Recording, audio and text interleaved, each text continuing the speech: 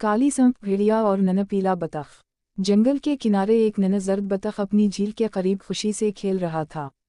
वो अपनी नन्ही चोंच से पानी में छींटे मारता और कलाबाजियां लगाता, मगर वो ये नहीं जानता था कि एक काली चमकदार सांप झाड़ियों में छुपा इसे ताक रहा है। सांप ने सोचा, ये मेरा आसान शिकार हो सकता है। सांप आहिस्ता आहिस्ता बतख के करीब आया और मीठी आवाज में बोला, अरे नन्हे दोस्त, तुम अकेले क्यों खेल रहे हो?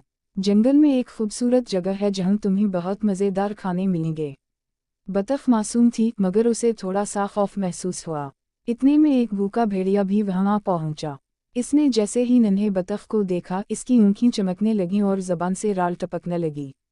वाह, आज तो दोहरा इनाम मिला, एक नन्ही बतख और एक मोटा सांप, भेड़िया बोला और एक जबरदस्त छलांग लगाने के लिए तैयार हुआ। सांप समझ गया कि अब इसकी जान भी खतरे में है। वो फौरन फन फैलाकर भेड़िए को धमकाने लगा, खबरदार, अगर तुमने मुझे खाने की कोशिश की तो मैं तुम्हें डस लूंगा।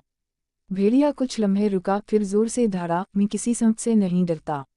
इतने में बतख को एक तरकीब सूझी। वो अचानक पानी में कूदकर जोर जोर से ची ची करने लगा, जैसे बहुत सी बतखें इकट्ठी हो गई हूँ। भेड़िया परेशान हुआ, उसे लगा कि कहीं पूरी बतखों की फौज ना आ जाए।